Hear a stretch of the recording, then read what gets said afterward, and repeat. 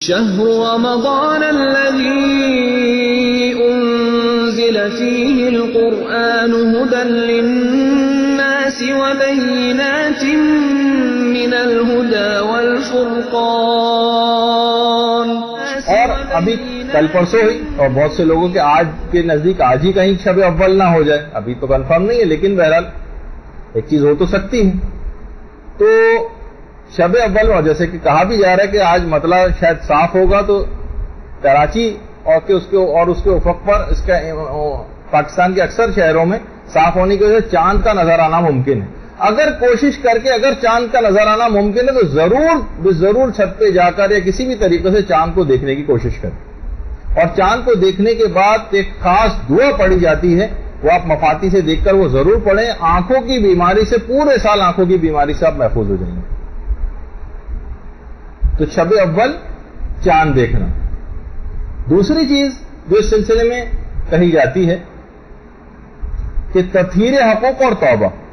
اگر کسی کے تو آپ دیکھیں کسی کے کوئی چیزیں آپ کے پاس موجود ہیں، آپ نے کسی سے لے کر آئی ہوئی ہیں، آپ نے واپس نہیں کیے اب تک، کھنگالیں چیزیں، کسی کو کوئی حق آپ کے ذمے نہ ہو.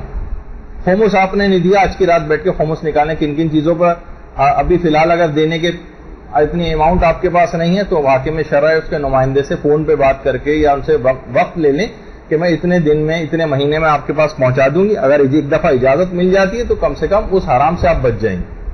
تو تطہیر حقوق اور توبہ، ایک خصوصی توبہ بھی آج کریں کہ پروردگار مہینہ شروع ہو رہا ہے، میں توبہ سے اس مہینے کا آغاز کرتی ہوں تاکہ اب ذمے کوئی گناہ نہ ہو. سچے دل سے مصمم ارادہ کر لیں کہ اب ماہ مبارک میں تو انشاءاللہ ہوگا نہیں، اور اس کے بعد بھی میں اپنی اس توبہ کو قائم رکھوں گی جہاں تک میرے لیے ممکن ہو سکے گا.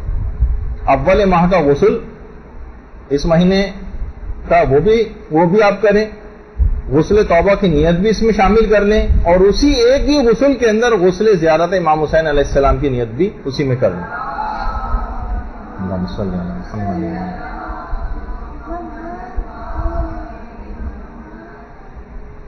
تو بہرحال کوشش کریں کہ اگر چاند دیکھنا ممکن ہے تو چاند ضرور دیکھیں، اور ممکن اگر نہیں ہے تب بھی آپ کم سے کم اول ماہ کا چاند دیکھنے کی جو باقاعدہ یا رمضان کے چاند دیکھتے وقت کی جو دعا ہے وہ ضرور پڑھیں، تو اس سے بہت سارے فائدے آپ کو حاصل ہو جائیں گے.